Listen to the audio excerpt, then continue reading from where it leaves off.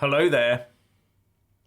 There are stories that some former Tory Brexit hardliners are now beginning to bend their knee to Mrs May's vision of the UK as an EU colony.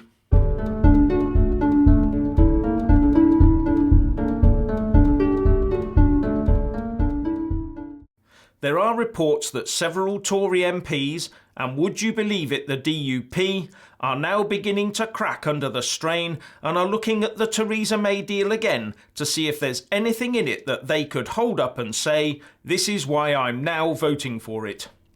For example, the Tory Brexiteer MP Esther McVey has already hinted strongly on the Nick Robinson podcast, Political Thinking, that she may now back the deal when it is resurrected from the catacombs next week.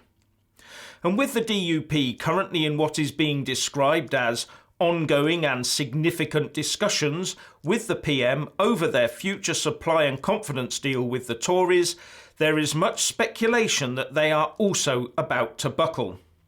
Especially as the Chancellor is also involved in the discussions, raising the speculation that the DUP politicians are being offered some more dosh for Northern Ireland. Another factor is that the Attorney General, Geoffrey Cox QC, is also there, along with Michael Gove.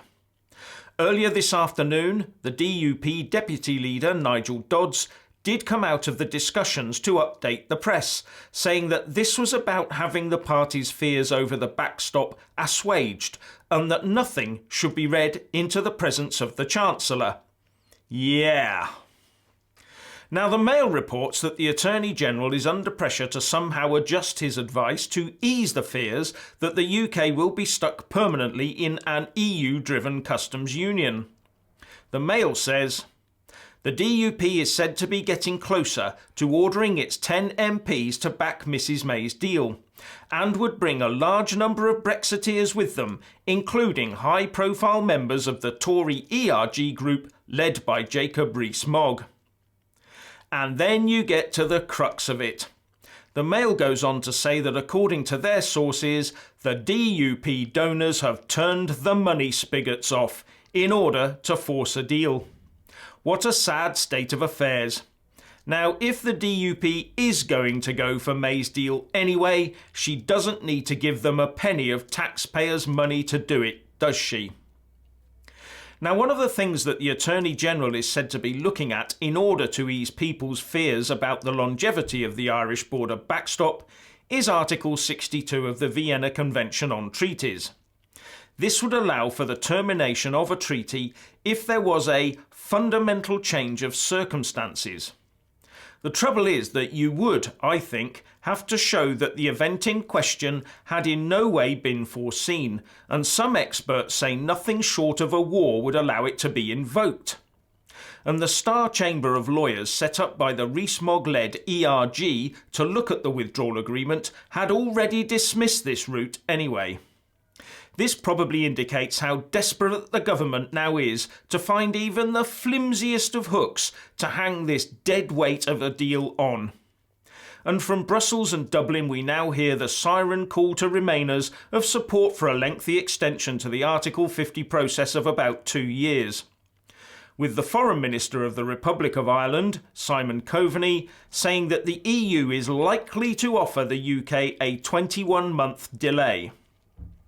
Though what the conditions for that would be, such as we have to hold another referendum for example, are not mentioned.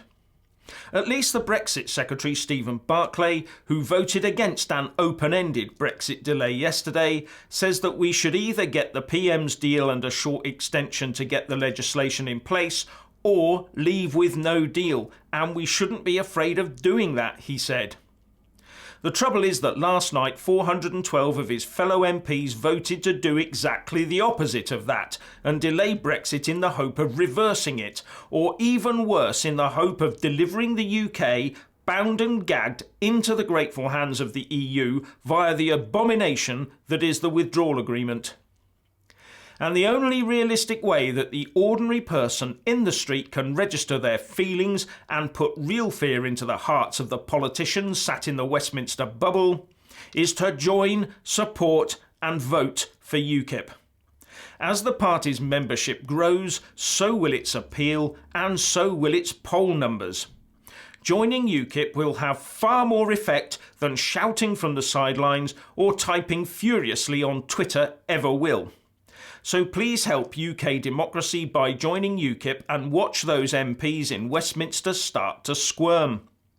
And if you are already a member, then please contact your local branch to find out how to stand as a candidate in the upcoming local elections, because the more candidates we have, the more votes we will get and the bigger threat we will pose to the Lib Lab con. So come on and please do your bit for the UK. Anyway, please let us all know what you think by leaving a comment below, and thank you for watching.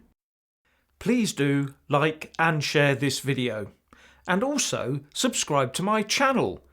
And when subscribing, please do remember to press on the little bell next to the subscribe button.